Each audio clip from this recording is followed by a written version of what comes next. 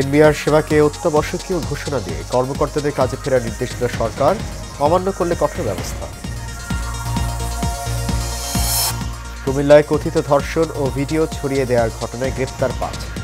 সামাজিক মাধ্যম থেকে ভিডিও অপসারণের নির্দেশ আদালতের। ৫ আগস্ট পালিত হবে গণ অভ্যুত্থান দিবস, উপদেষ্টা পরিষদের বৈঠকে সিদ্ধান্ত। ৮ আগস্ট থাকছে না কোনো আয়োজন। এবং আবু সাইদের কবর জিয়ারতের মধ্য দিয়ে জুলাই পদযাত্রা শুরু করবে এনসিপি। ৩ আগস্ট ঘোষণাপত্র ও ইশতেহার পাঠ।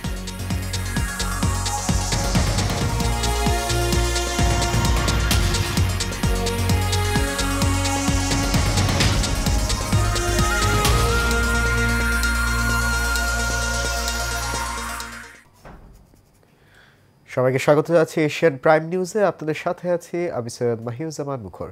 শুনছেন বিআরবি কেবল ইন্ডাস্ট্রিজ লিমিটেড সংবাদ শিরোনাম। যাচ্ছে পুরো খবরে। আন্দোলনের মধ্যে এনবিআর সেবাকে অত্যাবশ্যকীয় ঘোষণার সিদ্ধান্ত নিয়েছে অন্তর্বর্তী সরকার। রোববার বিকেলে প্রধান উপদেষ্টা দপ্তরের তরফে এ তথ্য জানানো হয়েছে। সরকারি বিবৃতিতে বলা হয়, অতি জরুরি আমদানি রপ্তানি ও বৈদেশিক বাণিজ্যের কার্যক্রম চলমান রাখার জাতীয় স্বার্থে সরকার জাতীয় রাজস্ব বোর্ডের আওতাধীন সকল customs house, ICD, bond commissionerate এবং শুল্ক স্টেশন সমূহের সকল শ্রেণীর চাকরিকে অত্যাবশ্যকীয় সার্ভিস ঘোষণা করার সিদ্ধান্ত নিয়েছে। এনবিআরের কর্মকর্তা কর্মচারীরা দেশের সব কর, ভ্যাট ও কাস্টমসের দপ্তর কমপ্লিট শাটডাউন করে টানা দ্বিতীয় দিনের মতো রোববার মার্চ টু এনবিআর কর্মসূচি পালন করেন। তাতে দেশের আমদানি ও রপ্তানি কার্যক্রমে স্থবিরতা দেখা দেয়। এর মধ্যে দিয়ে দুপুরে অর্থ উপদেষ্টা সালেউদ্দিন আহমেদ জানান, এই দিন এনবিআরের আন্দোলনকারী কর্মকর্তাদের সঙ্গে কোনো বৈঠক হচ্ছে না। এর পরপরই সরকারের সিদ্ধান্তের কথা জানানো হলো।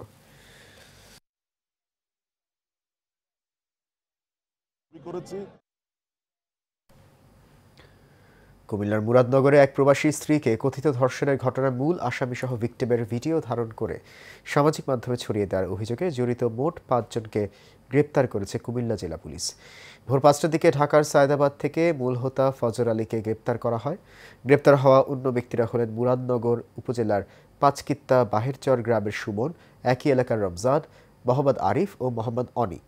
কুমিল্লা জেলা পুলিশ সুপার নাজির আহমেদ খান বলেন, এই ঘটনার মূল হোতা ফজর আলীকে সায়দাবাদ থেকে গ্রেপ্তার করা হয়েছে। এছাড়া ভিডিও ছড়িয়ে দেওয়ার অপরাধে আরও ৪ জনকে গ্রেপ্তার করা হয়েছে।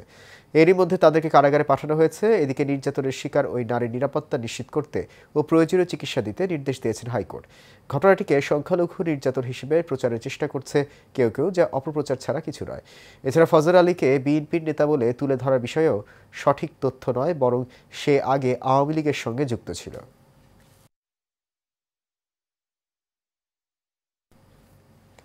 আগামী ৮ আগস্ট নতুন বাংলাদেশ দিবস পালন থেকে সরে এলো অন্তর্বর্তী সরকার। ১৬ জুলাই শহীদ দিবস এবং ৫ আগস্ট গণ অভ্যুত্থান দিবস পালনের সিদ্ধান্ত নিয়েছে অন্তর্বর্তী সরকার। প্রধান উপদেষ্টার প্রেস সচিব মোহাম্মদ শফিকুল আলম দুপুর ২টার দিকে ভেরিফাইড ফেসবুক অ্যাকাউন্ট থেকে দেয়া এক পোস্টে তথ্য জানিয়েছেন। তিনি জানান, ৮ আগস্ট কোনো বিশেষ কর্মসূচি পালন করা হবে না বলে উপদেষ্টা পরিষদের বৈঠকে সিদ্ধান্ত নেওয়া হয়েছে। এর আগে গত বুধবার ৮ আগস্টকে নতুন বাংলাদেশ দিবস ঘোষণা করে পরিপত্র জারি করে অন্তর্বর্তী সরকার। মন্ত্রিপরিষদ বিভাগের সাধারণ অধিশাখা থেকে এই সংক্রান্ত পরিপত্র জারি করা হয়।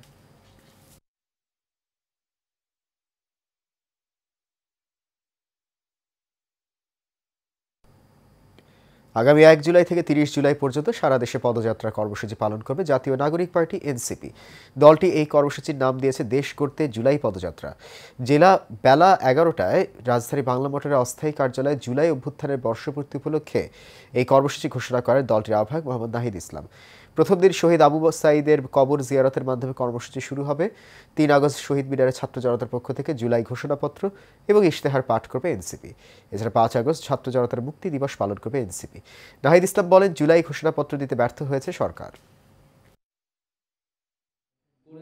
আমরা জুলাই গণঅভ্যুত্থান উপলক্ষে জাতীয় নাগরিক পার্টি যে কর্মসূচিগুলো কথা চিন্তা করেছি তার উল্লেখ করছি। আমাদের ১ জুলাই থেকে ৩০ জুলাই পর্যন্ত আমাদের সারা বাংলাদেশ ব্যাপী আমাদের ৬৪টা জেলায় জুলাই পদযাত্রা হবে। আমরা এই পদযাত্রার নাম দিয়েছি দেশ গড়তে জুলাই পদযাত্রা। আমরা ১ জুলাই শহীদ আবু সাইদের কবর জিয়ারতের মাধ্যমে এই পদযাত্রাটি শুরু হবে। এই পর্যায়ে থাকছে সারা বাংলা প্রসঙ্গ।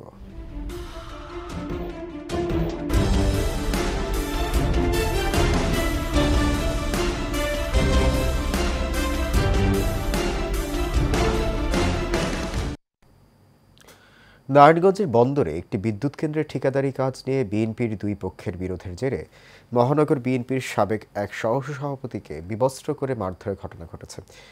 দুপুরে উপজেলার হরিপুর এলাকায় ঘটনা ঘটে। ঘটনায় একটি ভিডিও সামাজিক যোগাযোগ মাধ্যম ফেসবুকে ছড়িয়ে পড়েছে। পুলিশ ওই নেতাকে উদ্ধার করে প্রাথমিক চিকিৎসা দেয়। চিকিৎসাধীন ওই বিএনপি নেতা সাংবাদিকদের বলেন, হরিপুর বিদ্যুৎ কেন্দ্রে জনবল সরবরাহের কাজ পেয়েছেন তিনি। সেখানে দরপত্রে স্বাক্ষর করতে গেলে পুলিশের উপস্থিতিতে স্থানীয় বিএনপি নেতা বজলুর রহমান ও তার লোকজন তাকে মারধর করে পা ভেঙে দেন। এ বিষয়ে নারায়ণগঞ্জ মহানগর বিএনপি সদস্য সচিব আবু আল ইউসুফ খান টিপু জানান, হরিপুর বিদ্যুৎ কেন্দ্রের ঠিকাদারি কাজ পেয়েছেন জেলা মোটরযান শ্রমিক লীগের সভাপতি আলাউদ্দিনের কাজের দালালি করতে গেলে ওই আওয়ামী লীগের দোসরকে গণপিটুনি দেন স্থানীয় লোকজন। তিনি বিগত দিনে আওয়ামী লীগের সংসদ সদস্য শামীম ওসমান ও সেলিম ওসমানের ঘনিষ্ঠ হওয়ার কারণে বিএনপির নেতাকর্মীদের বাড়িতে হামলা ও মামলা দিয়ে হয়রানি করেন।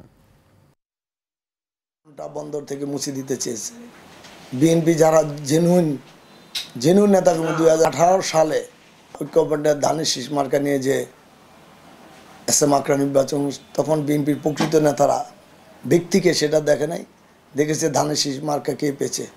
সে ধানের শীষ মার্কার এজেন্টদেরকে, পুলিং এজেন্টদেরকে, এই মুকুল ঘংরা তাদেরকে বিভিন্ন কেন্দ্রে গিয়ে তাদেরকে মারধর করে বের করে দিয়েছে। আমি তো সন্ত্রাসে যাইনি, কারো জমি দখল করতে যাইনি, আমি কারোর মাথা ধরে যাইনি। আমি আমার কাজের জন্য গেছি, সরকারি কাজ। এটা বিদ্যুৎ সেক্টরটা একটা গুরুত্বপূর্ণ বাংলাদেশের সেক্টর, সেই কাজ করতে যাই আমি হামলা শিকার হয়েছি। আরে বজলু সবসময় ওই এলাকা আমি তস করে রাখায়, চাঁদাবাজি শুরু করা কি না করছে, অন্য মামলা শয়ে মামলা চাঁদাবাজি করে নাম বেচা বিক্রি করে। ঢাকা মহানগর উত্তর বিএনপির সদস্য সচিব মোস্তফা জামান বলেছেন, মানুষ এখন ভোট দিতে চায়, জনগণ তাদের ভোটাধিকার ফিরে পেতে চায়। জনগণের ভোটাধিকার নিশ্চিত করতে আমাদের সকলকে ঐক্যবদ্ধভাবে কাজ করতে হবে। আজ রাজধানী পল্লবী থানা ও রূপনগর থানা বিএনপির উদ্যোগে আয়োজিত সদস্য ফর্ম বিতরণ ও নবায়ন কর্মসূচির দুটি পৃথক অনুষ্ঠানে প্রধান বক্তার বক্তব্যে তিনি এসব কথা বলেন। অনুষ্ঠানের প্রধান অতিথির বক্তব্য রাখেন ঢাকা মহানগর উত্তর বিএনপির আহ্বায়ক আমিনুল হক। এছাড়া মহানগর উত্তর বিএনপি ও বিভিন্ন থানা বিএনপি ও অঙ্গ সংগঠনের নেতারা উপস্থিত ছিলেন। পরে খিলক্ষেত এলাকায় বিএনপি ভারপ্রাপ্ত চেয়ারম্যান তারেক রহমান কর্তৃক ঘোষিত রাষ্ট্র কাঠামো সংস্কারের 31 দফা পক্ষে লিফলেট বিতরণ করেন ঢাকা মহানগর উত্তর বিএনপি সদস্য সচিব মোস্তফা জামান।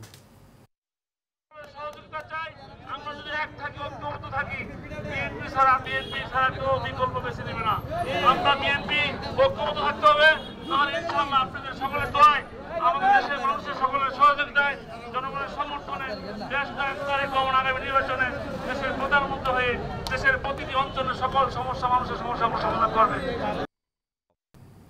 শেষ করব এশিয়ান প্রাইম নিউজ। তার আগে বিআরবি কেবল ইন্ডাস্ট্রিজ লিমিটেড সংবাদ শিরোনামগুলো জানিয়ে দিচ্ছে আরও একবার।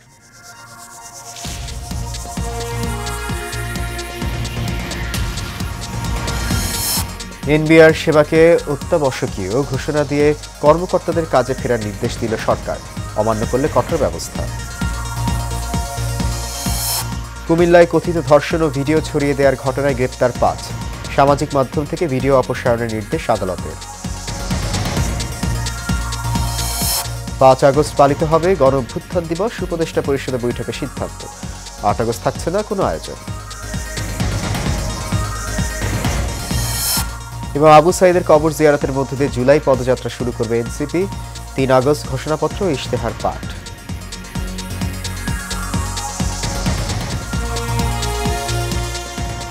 এশিয়ান প্রাইম নিউজ এ পর্যন্ত। আমাদের পরবর্তী আয়োজন দেখার আমন্ত্রণ রইল। আপনার সঙ্গে থাকার জন্য ধন্যবাদ সবাইকে। শুভরাত্রি।